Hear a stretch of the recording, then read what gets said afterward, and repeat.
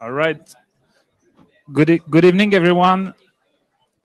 Good evening. I'm very pleased to welcome all of you tonight for this first startup apéro of the new season, and I'm really honored to see so many faces tonight, and I'm really glad that we finally made it happen, and to keep this series of after work event here at the Good Event.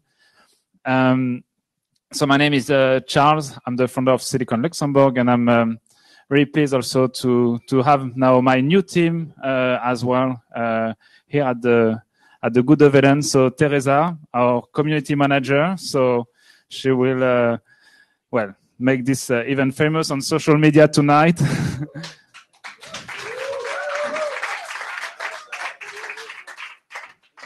And you already met as well Justine, our new sales manager, and she's doing all the welcoming, and she will manage also all the guests on the ground floor as well. So I'm really delighted to have my new team with me.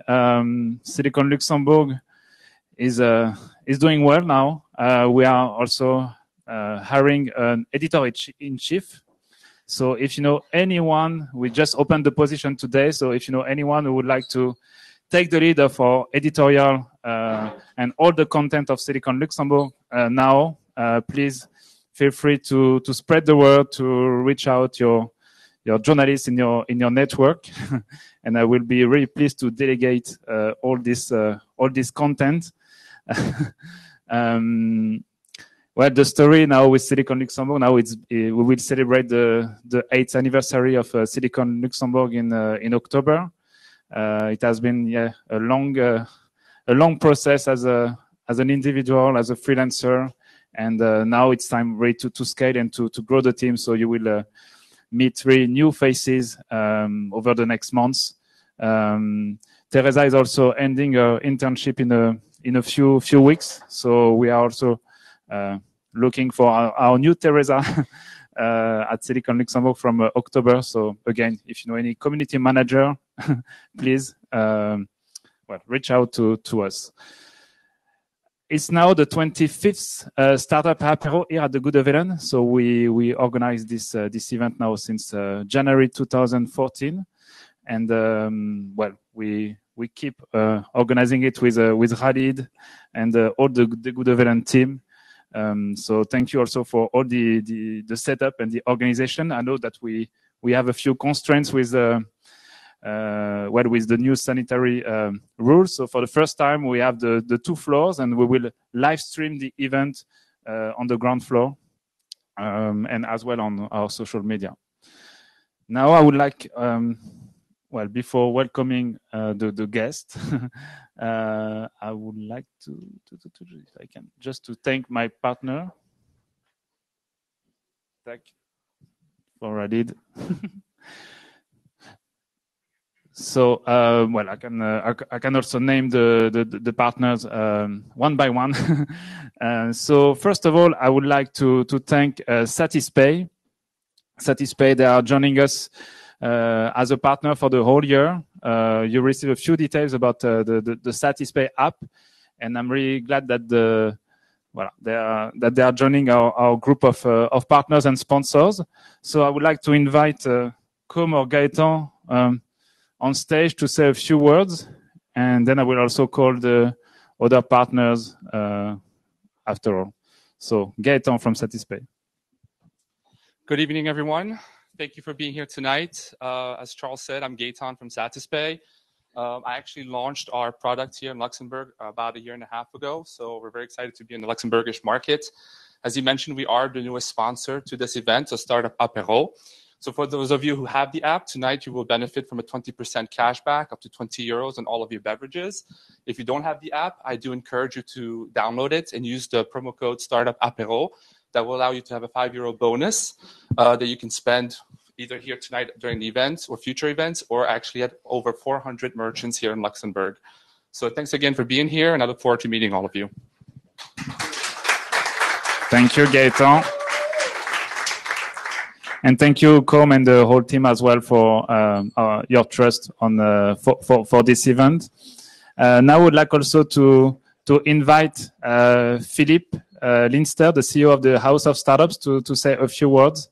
The House of Startups and the Luxembourg City Incubator are also a new partner for the Startup Apéro.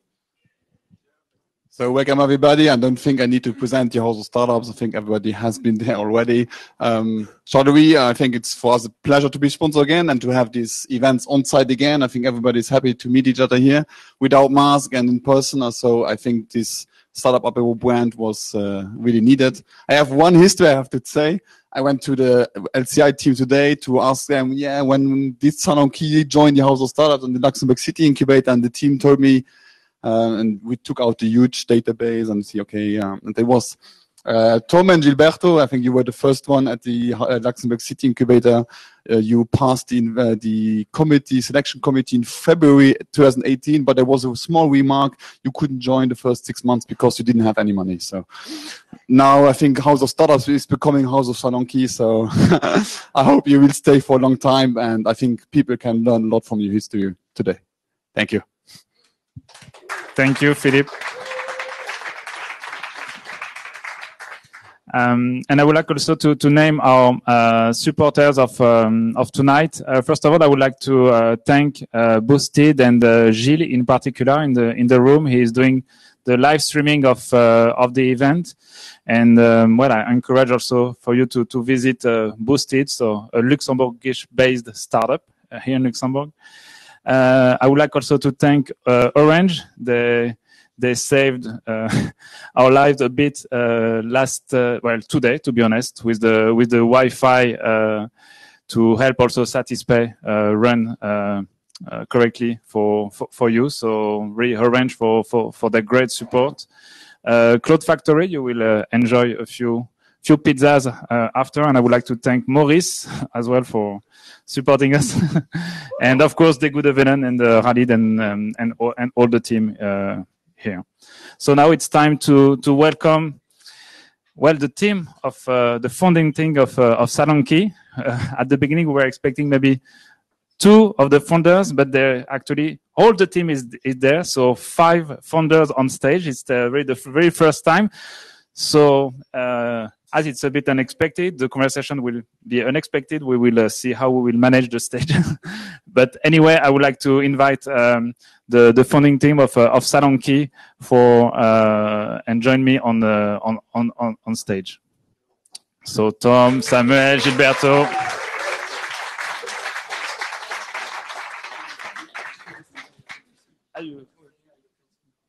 You bring a stair. Bring one more here. You can even sit here if you want. Come here. Ok. So, vas-y, comme ça on peut se partager, voilà. Ouais. On peut se mettre ici. Okay, so thank you for joining me on stage and for accepting the invitation. Well, so we will. The idea of this event of the Startup Apéro is very. I ask a few questions, but everyone can ask questions during the talk. So do not hesitate to raise your hands and ask questions to the founders. So thank you for joining us. I would like to start with you first how you became first friends and what was the first day of Salon-Key for all of you. Maybe Tom, if you want to start, and we can pass the mic.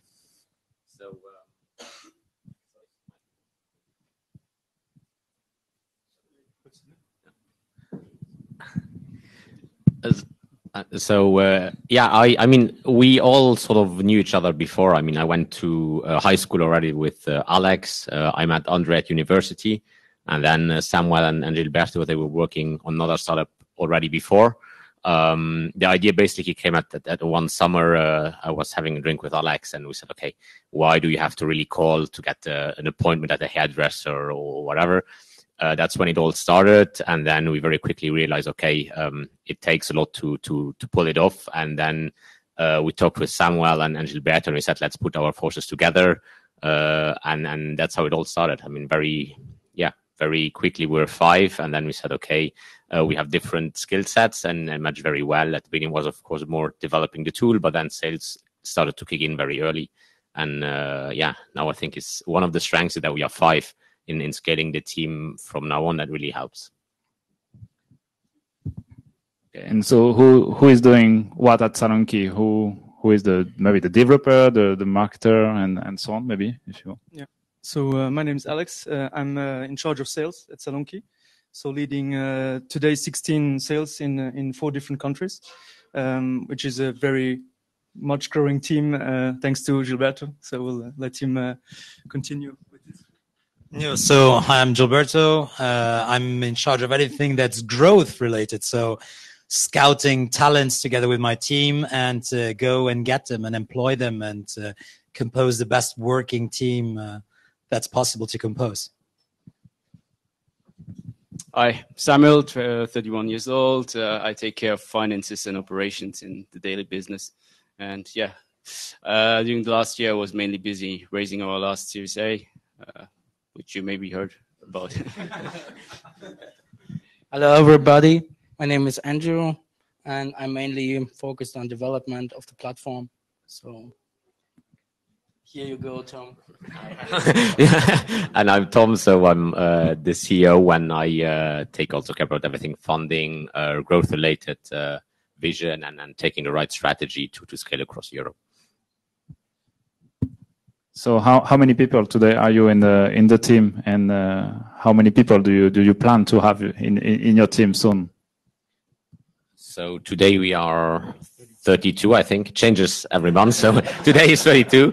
By end of next year, it's probably around 100. So it will be 5 to 6 people a month joining, maybe a bit more.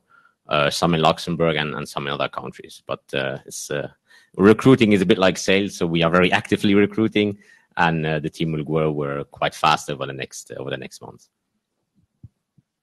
So you mentioned, so you are 5 founders, and what is really surprising and amazing in this industry, in the tech sector, that you are still 5, the same 5 founders in the team, and it's not common to have a founding team of 5 people. So can you maybe share a few tips, and what are your strengths as a founding team? I think, like Tom said before, is that we are all coming from various contexts, being it with people that worked in finance, pure IT. I, for myself, was a teacher during 4 years. So we actually found together a clear division of labor. We know exactly what responsibilities we have, how we clearly part the work between each other.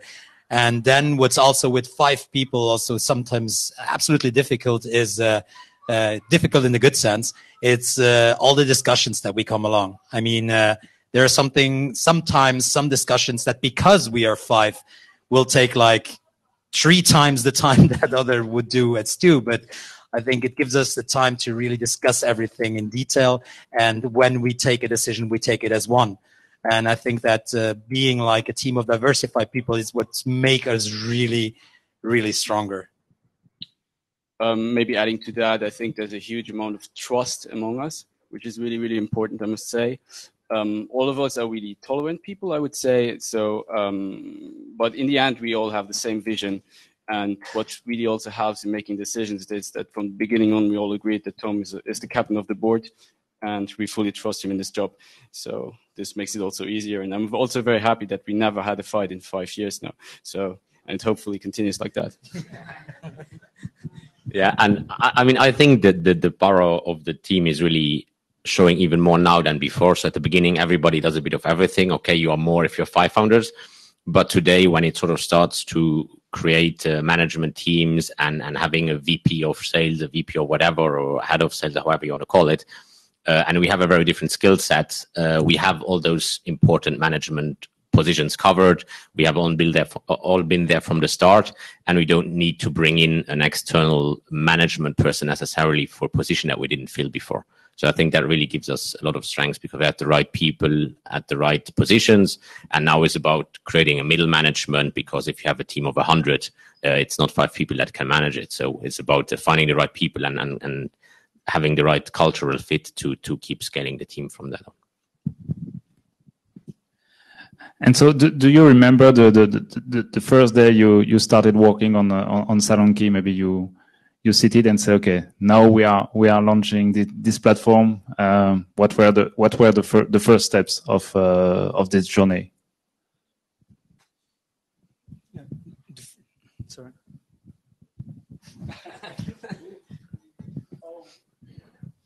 Yeah, as Tom said before, I think the first steps were really the idea first. Of course, it's just not wanting to phone your hairdresser to want to do it online, because at the time there was already a platform in Germany where Tom was studying, and he said, "Yeah, I can do this over there, but not here." And this is how it started. So it was just an idea, but then started like the first execution, and I think this was important. So we first like draw stuff on paper like we imagined an online booking system to be, but we realized pretty quickly that like salons didn't have like any tool to go behind that platform. So it was really like we just wanted to book online. That was the first idea, but after that just came, okay, you actually need like an agenda, client's database, sending of SMS. Like you have issues, you have management issues that we can cover with this, and this maybe, and then say yes. The salon started to come with us. Yeah, that's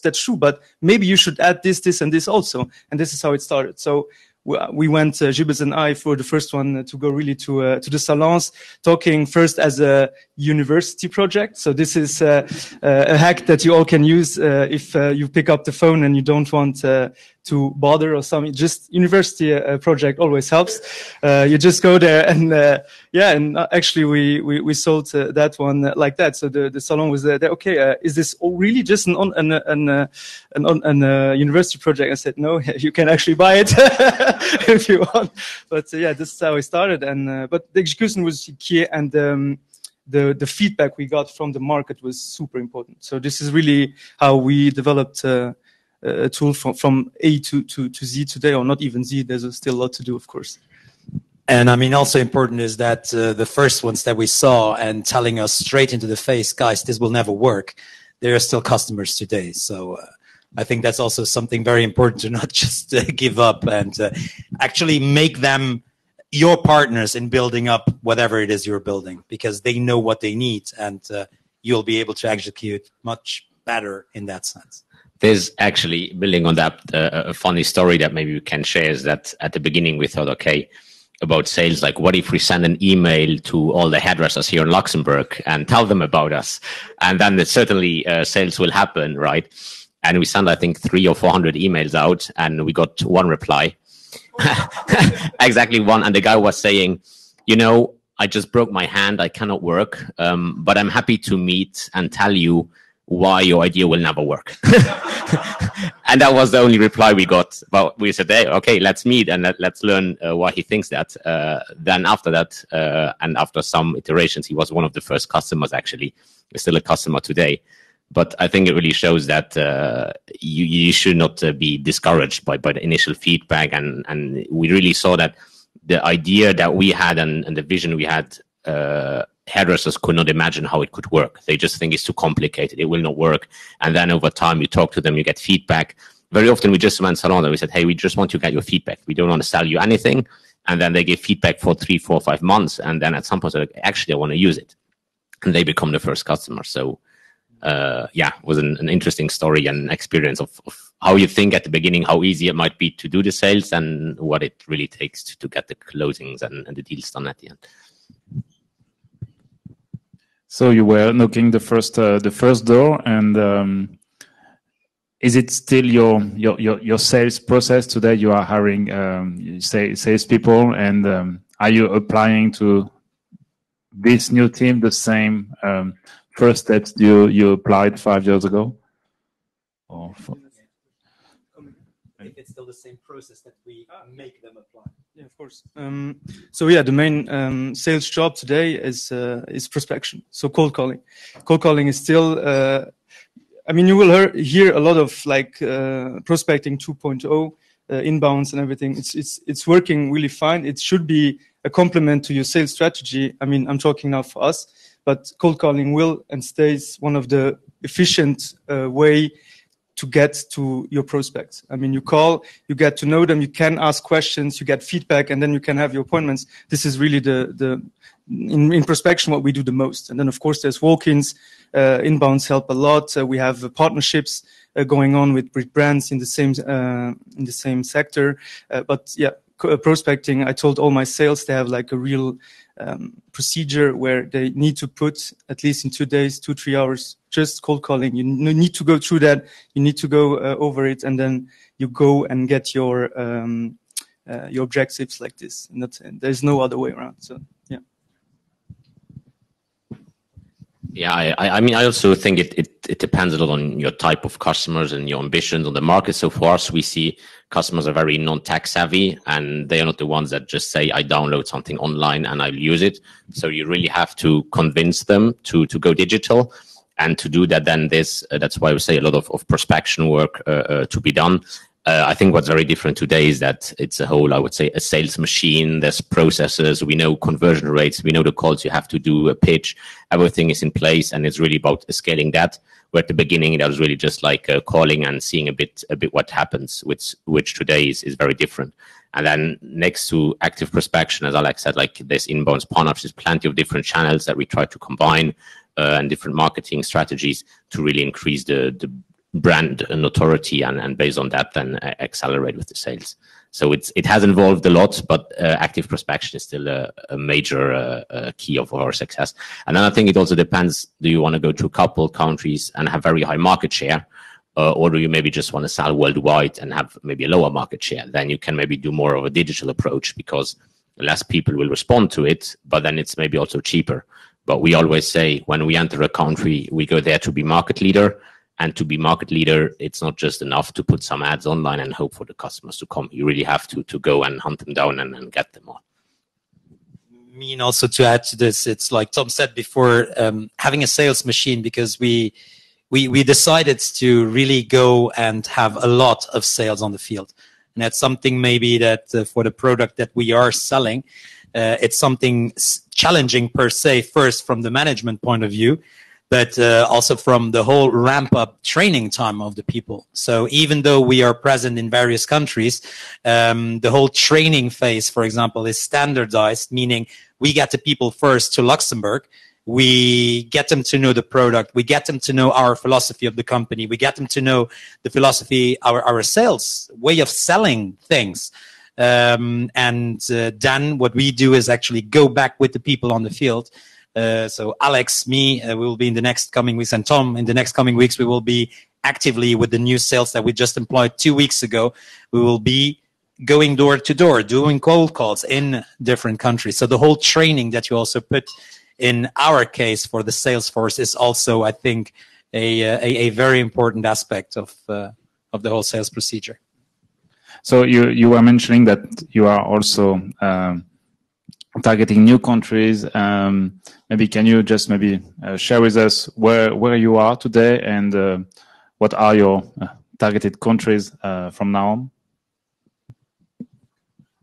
So we started in Luxembourg. Today, Luxembourg, we have over 60% market share. So that's really our strong home base, but of course it's a small country. Then after our C round, we launched Belgium. Belgium, by the end of the year, we will also be the biggest player in Belgium, and we overtake the competitors that have been there for quite some time. And then we launched Switzerland also, and now very recently Germany. So we have, as Gilberto just said, the first sales in Germany, and this will be our biggest challenge and market for the next foreseeable future to really scale up and build in Germany what we've built in the other countries. All right, and so now that you mentioned that you raised funds to achieve those goals, maybe can you just remind us how you started? Is it your personal savings? Did you raise funds from family, food, and friends? What were the first step before we talk about the latest funding round? So, I mean, it was almost 2 years, I think, that we just bootstrapped. So we started very early it was like a project. I mean, I was still studying at that time, and it was just, okay, let's try and see where it goes. You don't have a lot of expenses when you just come straight out of university. So you don't need that much money. We just needed time to develop a first prototype. I mean, not all of us were full-time from the beginning. And then when we started to get the first paying customers, and then we tried to do more sales and get a specific traction. Actually, on the side, Gilberto and I, we were selling websites on the side just to increase our revenue, because we just had a very limited revenue at the beginning. And this is a bit how we kept it afloat and could pay us themselves a very low salary to pay the bills. And then after some point, you really see, okay, you get a bit more traction, you have more revenue, and you see you really can go to a more replicable sales model if you would have more money to deploy. And that's then where we started to raise our seed round and say, okay, it basically works in Luxembourg, and we can make it much bigger if we have more resources. Pretty complete, okay.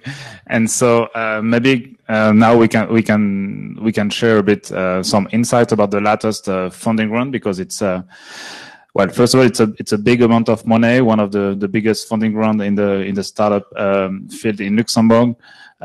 Maybe can you just share with us well, how you went along that process, how it went to with the discussions with the VCs, how you chose the VCs, how you maybe targeted and maybe did some cold calling as well for a few VCs. Yeah, maybe just share with us a few insights. Yeah, I mean, raising funds, it always takes the double amount of time than you usually plan. So that's at least my experience for now. So basically, we launched our Series A in November, and then we thought, okay, at latest in March we will close. That's for sure. So, and then it was July. So it took the double amount again. So basically, what we did is the first big job was actually to source all kind of VCs across Europe and see who could be a potential investor. And then after that, kind of select, okay, who would be a preferred investor, and then go from there. Try to contact them, have first calls, have maybe get a feeling of the situation. Okay, how is there interest to invest in Salonki? And I mean, it went pretty well from the beginning on, but it took just a huge amount of time. So.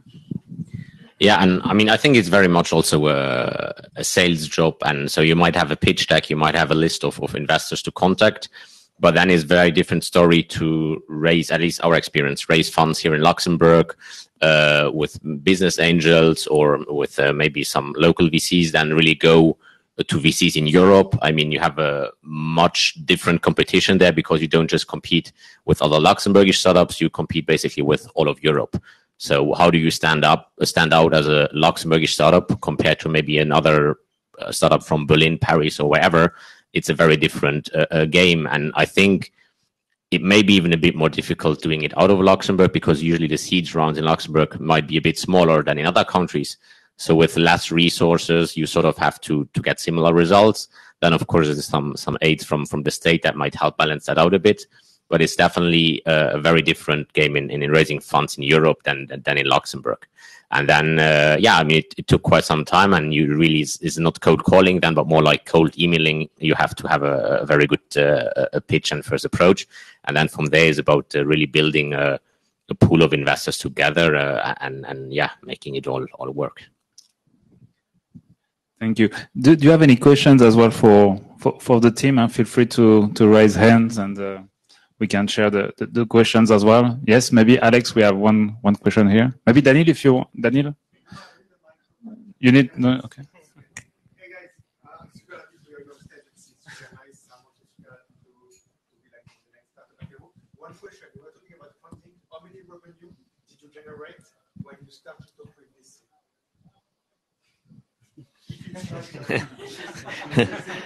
I mean, I cannot say exact numbers here, but I mean, we had a VC on board from our seed round, so it was not that high, I would say, but it was a clear proof there that you can say, okay, we have paying customers, we have a tool that works, customers are staying, and then a clear path on how would you deploy the money to increase that and increase the sales. I think, at least my experience is that here in Luxembourg or Europe, maybe Luxembourg, raise money without having any revenue is probably still a bit more difficult. But if you have some revenue and you can show that there's a product market fit, I think revenue is a bit less important, and really how big is the opportunity, how big is the market, what's your ambition, and how you plan to execute. I mean, it's not about the exact number of revenue you have at that time. And then when you go to Series A, I mean, there's basic milestones that sort of VCs expect to see, I would say. There's always exceptions. But for a Series A, you usually say at least you have to do 1 million in revenue per year to raise a Series A. But that's then later. That's in general like a bit of a guideline that VCs across Europe expect to see. Yes, please. Yeah, I'm Stefan. Did you ever come across in sales and in investor relations to the question why in this field where you're operating, you're 5 guys and there's not a single woman? Is that true? Yeah, I don't know if there is like an answer to that. The question came up quite always, like always. But yeah, I mean, we are like, we like tech, we like, and this is where we are. The sector is, of course, very important, and it's our customers at the end. But it's more about the tech and what we sell and how we sell it that drives us. So we have a lot of women in the company. That's for sure. So in sales, we are 50-50. I mean, but it's true. We founders are just men in the beauty sector. So. I mean, if you guys maybe remember, there was a few years ago, there was that, oh no, it's still that startup, a company, Captain Jet, I think they are called, like with being able to book or to private jets. I mean, those are for girls as well. And no one could come up to them and ask them, why isn't there any guy in something that's plane related? So I think it's a lucky or unlucky coincidence, depending from where we are looking at it. But yes, the question comes up all the time. I mean, 5 guys, 2 of them are even bald, working with hairdressers. Yeah, yeah, and barbers, and it comes up. It comes up quite a lot. Yeah. I have a question regarding, let's say, how did you convince, let's say, investors of your scalability with the cold callings and the field sales? Because it's a bit at the opposite of what, let's say, investors generally are looking for. So I'm just curious. I mean, I'm not sure I always fully agree with that perception of that cold calling and that is less scalable. Often what we see is that if companies, and we have some competitors that do that, they do much more online marketing. You see that at some point, you cannot just spend more money and get more leads, and it sort of flattens out. And we see that here too, that we can spend money on leads, on marketing to generate inbound leads, but you cannot just say, I triple the budget and I get 3 times as many leads. So I think that can think as easier to scale if you really want to scale worldwide and you have a very big market, and then it can work. But if you want to go into one market and you want to be a leader there and you just say, I cannot reach more than maybe 3, 4, 5% just with online marketing, then our sales approach is much more scalable, because you know exactly how much does a sales cost, how much revenue does a salon bring, and how many salons do you need to bring as a sales to get profitable after a certain amount of time. Then, of course, the challenge is different because you have more people involved. You have to manage sales team, build up sales teams, which is also a tough job. But then at the end, it's just a math game. If you say you can get the management and the recruitment done, the rest is just a math game, and you're not limited to increasing the budget will not increase the sales. So I think it really depends. If you want to sell worldwide, maybe then you can say, okay, more online is better. But if you want to say very high market share in a specific number of countries, I think our approach is much more scalable. And that's what we see compared to our competitors who don't have always field sales people on the field. When we're in competition with them and we have the sales in the salon and they saw that online, we always win. Yes. Yes, Philippe. Now that you've really become a sales organization, what do you wish you had known 12 months ago that you don't know? A lot. A lot.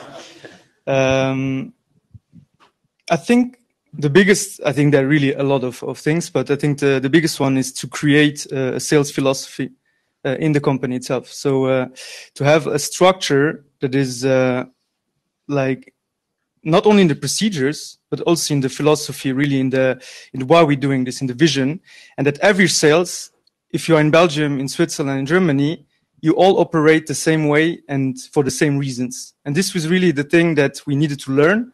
I read a lot about it, and I implemented together with everyone. And the results are really quite. You see results quite directly when the sales philosophy is in place. And what I mean by sales philosophy is really just how you treat your sales, what you give them. They need to have everything in place so that they can do their job. So everything else that is not sales related needs to get out of the way. And this is what you as managers need to get done first. So this is part of sales philosophy, but it's also the result-based philosophy. So we are very taken accountable for your results. So we have like, I'm not going into details, but we are every Friday just a one-to-one accountability meeting of 10 minutes. So you just go there. Hey, how was your week? How many do you close? Where are you at the month? And then they know that Friday, it's the day where we challenge the pipeline, but without micromanagement. It's just about, it's coming to you. So just do your job like you are supposed to do. We take everything away so that you can do it actually. And then on Friday, we just talk. And if everything's fine, it's 10 minutes. If not, it's maybe 20. We look at solutions, but then, the results come like quite naturally just because of this philosophy, again, that is equal to everyone at every country. So this is really the thing I learned together with the guys a lot this past 12 months. And if I had to implement earlier, I would have done it, of course, from the start, but better late than never. Yeah.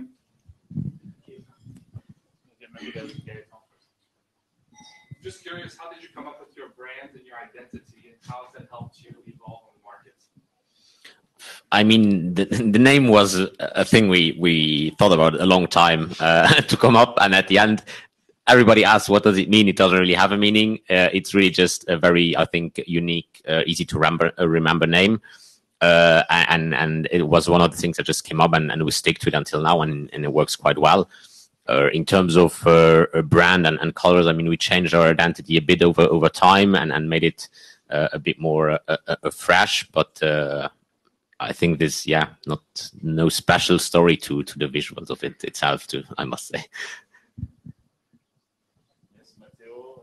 Yeah, just a related question to what you were just saying. How do you ramp up your resources? Are you organizing internal trainings? So do you have more resources, videos? How do you actually organize? Yeah. I mean, it starts what Gilberto told before. So it's all about the academy. We call that the Salonki Academy. So when you start at our company as a sales, you have a week, very condensed week. We are even trying to thinking of putting in 2 weeks because it's a lot. I mean, it's from the product itself takes only 2 or 3 days alone just to get all over the features. But then there is the procedures, the philosophy that I told, etc., etc. So it starts with the Salonki Academy. And then there's the on-field training. So how Gilberto also told that before, so that we go, normally it's the sales that are already on field that they shadow those sales. So in Belgium, we did that now. We had already a very strong team. We put 3-4 sales with them. So they took it with them for 2 weeks. So it's really just shadowing, going to demos, doing prospecting, doing the trainings on field, etc., etc. So it's all about the academy and then the on field. And then, of course, continuous training. They come once a year to Luxembourg just to meet the team again.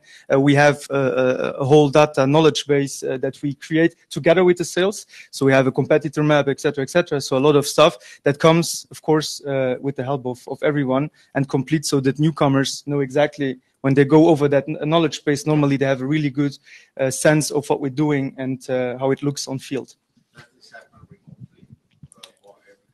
The academy is on field. Is in Luxembourg, so the 1 week training is on field in Luxembourg. Switzerland sales, German sales, they come to Luxembourg. They stay with us. And then they meet the team. For us, super important because you will work with the account managers, you work with the developers. I mean, there needs to be synergy, that is created only when you have contact with them in person. So, and I think also important that happens. They have to come here because we are structured in the way that, like Alex said, marketing, accounting, everything is regrouped here in Luxembourg. The account managers as well. So the second line of support, we would call them, in contact with the client. So they at some point they have to meet personally the people they are going to work with. And what's also, I think, very important next to the knowledge base, which Alex said, is just the way we communicate inside the company. So we have an open communication. All the tools that we use, it's also that when a question pops up that maybe a person did not see in the knowledge base, it is asked there are procedures in place that they are asked that everyone actually can get the answer. So there are a few that will not even think about, and there's maybe a question that popped up at the moment, but let's say that we try at the same time also not to recycle, to create that feedback loop that everyone is involved from the standpoint of communication, that everyone gets the message whenever he or she needs to get the message. Maybe Nathalie? Is there a specific reason why you don't have the app?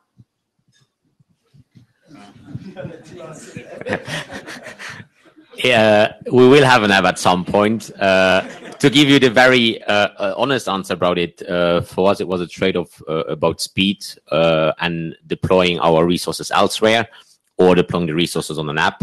And we just focused more on the salon side than on the user side in terms of software development right now. But there will be an app at some point. But I mean, you always have limited resources in startups, and you cannot say yes to everything. And we decided very consciously to not do an app yet, and really focus on having our dev resources elsewhere. Maurice. Yeah, well, for what you have achieved in Luxembourg, Belgium, and Switzerland, now you're going to Germany. It's a large country. How do you do it, sales and marketing wise? To go into such a large market, do you focus from both sides, so the end user and also the hair salons? How do you approach it? Do you go first to specific cities or?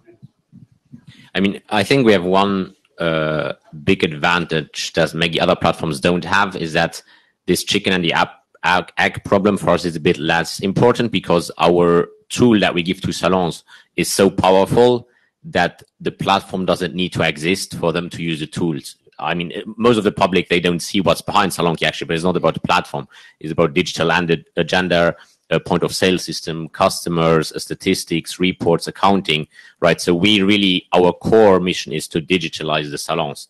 And then the platform is known to the public, but that's not really what gets us our sales. So what we focus on is we put sales in the big cities, they go to salons, they sell the software, and over time, the platform basically builds up itself. And then we have, when we have a higher market share, we really promote the platform actively and generate network effects that makes other salons also aware and then also come to the platform. But we don't need to really solve this chicken and the egg problem as much as maybe other platforms, as our software is very strong by itself to sell. Thank you for being here. It's interesting. Right now, I understand you're focusing on hairdressers.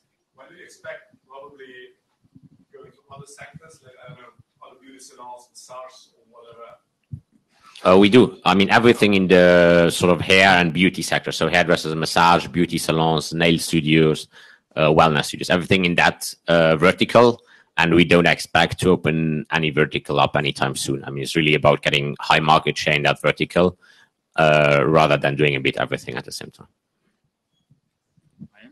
Have you experienced any issues or, I don't know, funny quirks with internationalization, kind of cultural differences?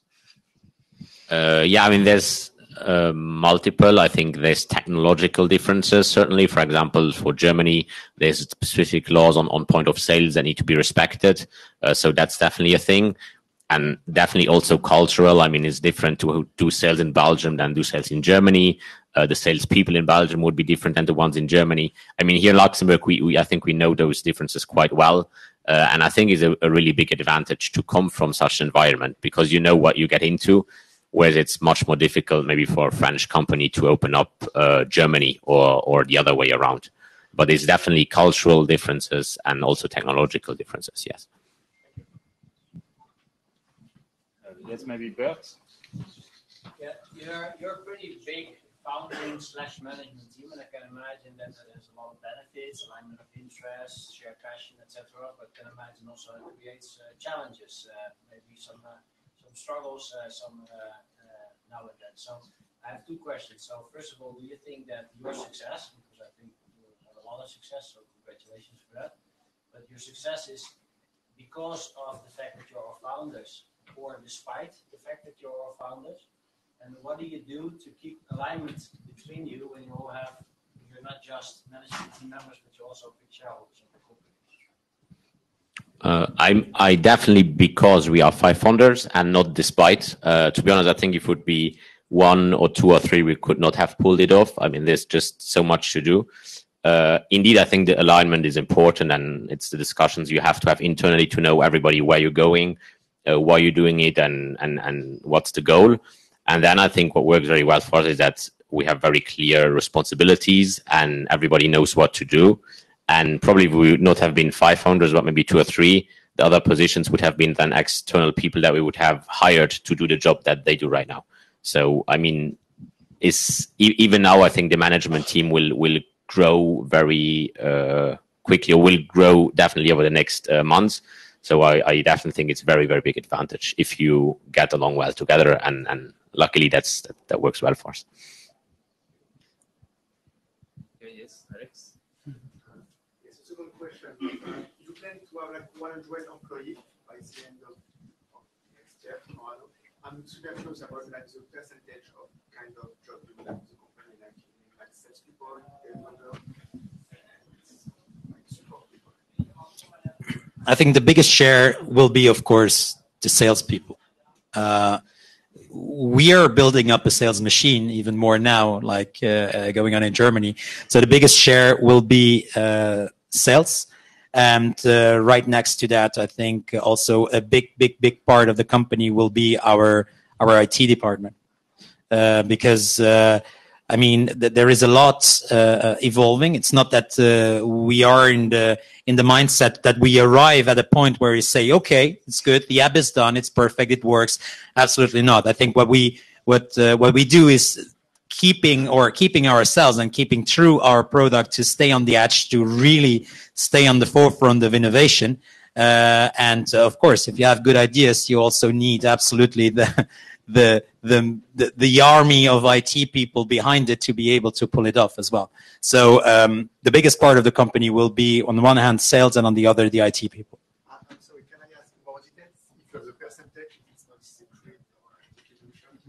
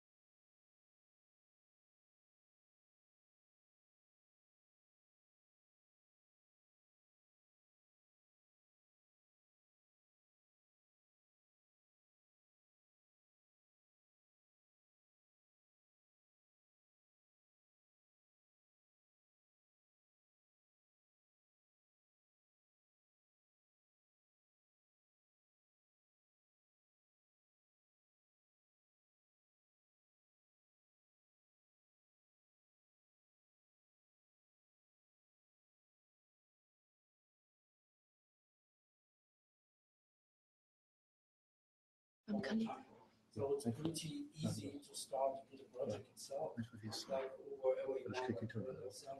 From there, you can really move from this legal areas. You have to develop.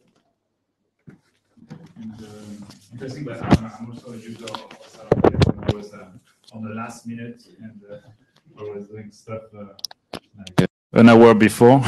So really, to be honest, as well, also useful app, and I mean also happy partners. If I talk with a few of them already. Well, congratulations for what you achieved so far. I wish you all the best of luck for the rest of the future of SalonKey's journey, for the opening of new countries, hiring people. We are also based at the Luxembourg City Incubator, so we see a lot of SalonKey people also around. So thank you very much for your time tonight. It was a great pleasure to have you on stage. Maybe if you want to say one final word to the audience, maybe for tonight, maybe, I don't know, an insight, a tip, or anything you would like to share with us.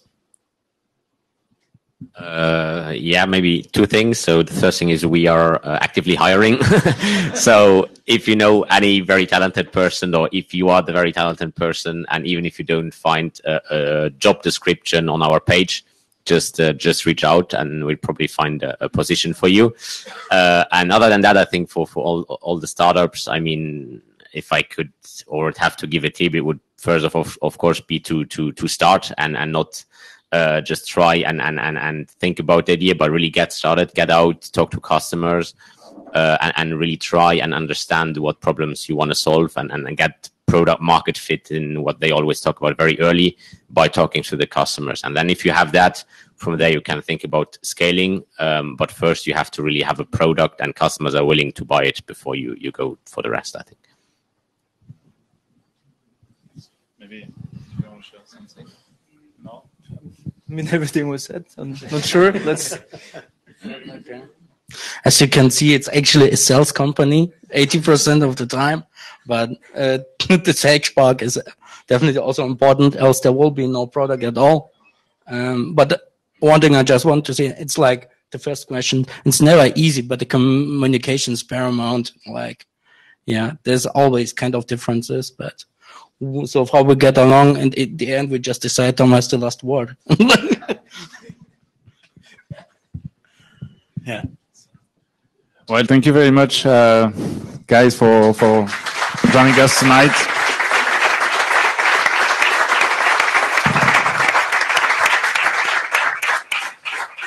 Thank you for your time. It was a great pleasure to have the five of you on stage. So now we have this open stage session right after the talk. So I will invite you maybe to grab a beer, and we will invite anyone in the room who would like to join me on stage for a few seconds to say a word about any topics. This is also the part of the event. So thank you very much.